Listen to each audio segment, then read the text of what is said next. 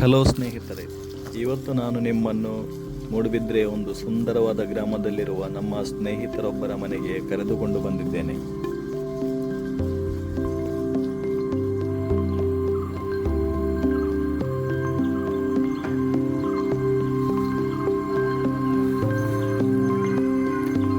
ಇಲ್ಲಿ ನಮ್ಮ ಸ್ನೇಹಿತರು ಅವರಲ್ಲಿರುವ ಸುಮಾರು 7 ಎಕರೆ ಜಮೀನಿನಲ್ಲಿ ಮಾಡುತ್ತಿರುವ ಕೃಷಿಯನ್ನು ನಿಮಗೆ ತೋರಿಸುತ್ತೇನೆ.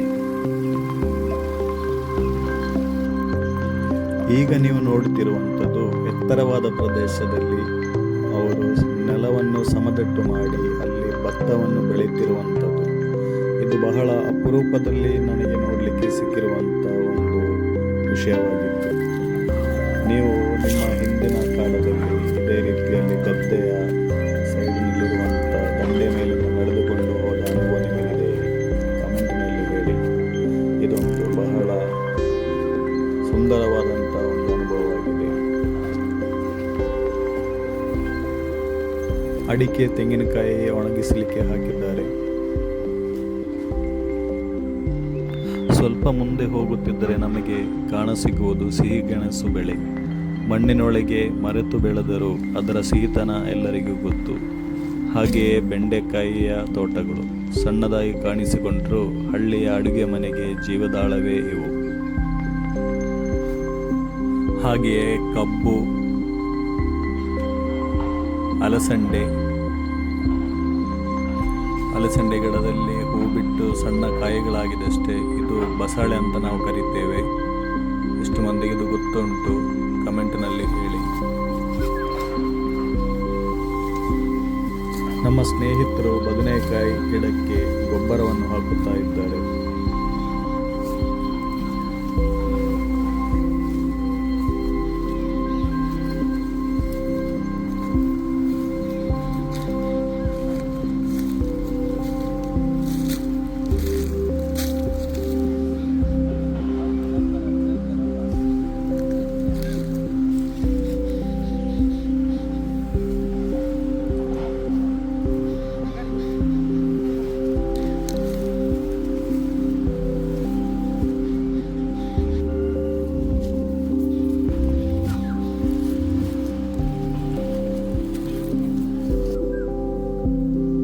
ಇದು ತೊಂಡೆಕಾಯಿಯ ಗಿಡ. ಇದು ಬಳ್ಳಿಯಾಗಿ ಬೆಳೆಯುತ್ತದೆ. ಇದಕ್ಕೆ ಚಪ್ಪರ ಹಾಕಿ ಕೊಡಲಾಗುತ್ತದೆ.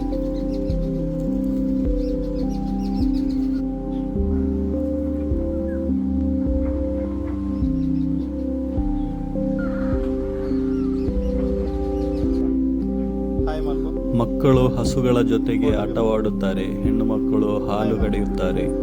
ಇದು ಇಲ್ಲಿನ ಸಾಮಾನ್ಯವಾದ ದೃಶ್ಯ. ಹಸುಗಳು ಹಳ್ಳಿಯ ಆಸ್ತಿ. ಅವು ನೀಡುವ ಹಾಲು, ಅವುಗಳ ಜೊತೆಗಿನ ಆತ್ಮೀಯತೆ ನಗರದಲ್ಲಿ ದೊರೆಯುವುದು ಕಷ್ಟ.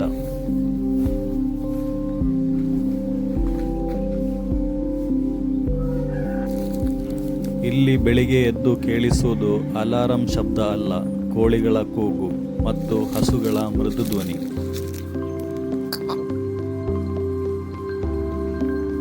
ಇವರು ಇಲ್ಲಿ ಜರ್ಸಿ, ಸಿಂಧಿ ಮತ್ತು ಊರಿನ ತಳಿಯ ಹಸುಗಳನ್ನು ಸಾಕುತ್ತಿದ್ದಾರೆ.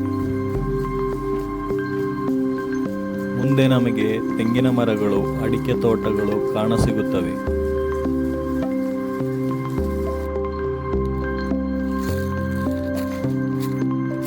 ಇದೊಂದು ಚೌಕಾಕಾರದಲ್ಲಿ ಕಟ್ಟಿರುವಂಥ ಒಂದು ಬಾವಿಯಾಗಿದೆ. ಇದರಲ್ಲಿ ನೀರಿದೆ, ಆದರೆ ಹೆಚ್ಚಾಗಿ ಇದನ್ನು ಬಳಸುವ ಹಾಗೆ ಕಾಣುತ್ತಿಲ್ಲ.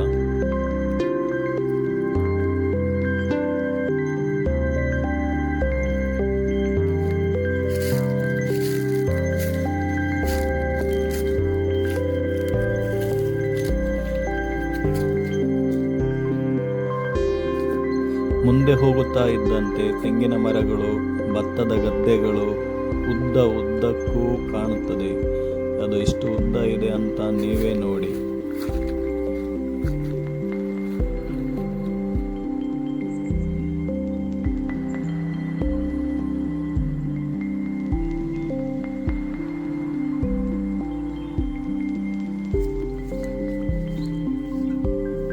ಹಲೋ ಫ್ರೆಂಡ್ಸ್, ಹೇಗಿದೆ ನಮ್ಮ ಹಳ್ಳಿಯ ಸೀನರಿಗಳು ಹೇಗಿದೆ ನೋಡಿ.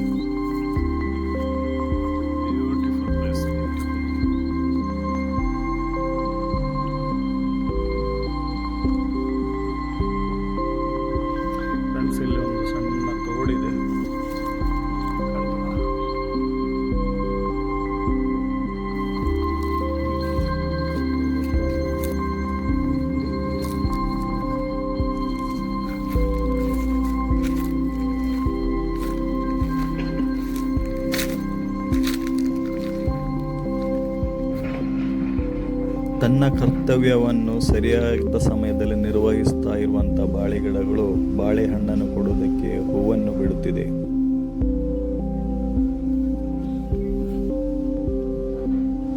ತೆಂಗಿನ ಮರ ಇಲ್ಲಿ ಕೇವಲ ಮರ ಅಲ್ಲ, ಅದು ಮನೆಯ ಸದಸ್ಯನಿದ್ದಂತೆ. ಅಡಿಕೆ ಮರಗಳು ಕೂಡ ತನ್ನ ಯಜಮಾನನಿಗೆ ಫಲವನ್ನು ನೀಡುತ್ತಾ ಬರುತ್ತಿದೆ.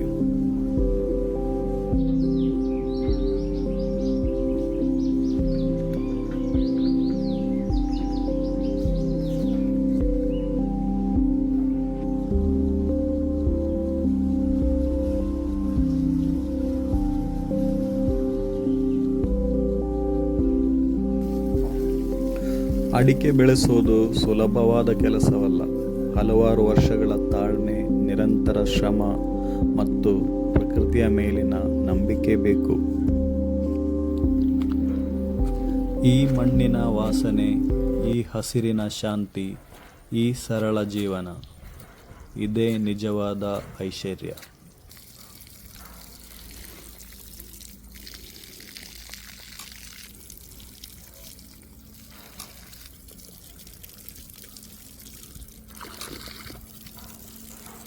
ಇಲ್ಲಿಗೆ ಬಂದ ಮೇಲೆ ಒಂದು ವಿಷಯ ಸ್ಪಷ್ಟವಾಗಿ ಅರ್ಥವಾಯಿತು ಸ್ನೇಹಿತರೆ.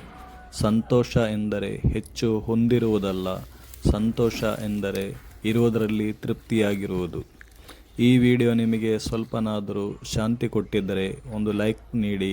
ಗ್ರಾಮ ಜೀವನವನ್ನು ಪ್ರೀತಿಸುವವರು ಚಾನೆಲ್ ಸಬ್ಸ್ಕ್ರೈಬ್ ಮಾಡಿ. ಮತ್ತೆ ಇಂತಹ ನೈಜ ಕಥೆಗಳೊಂದಿಗೆ ಮತ್ತೆ ಭೇಟಿಯಾಗೋಣ. ಧನ್ಯವಾದಗಳು.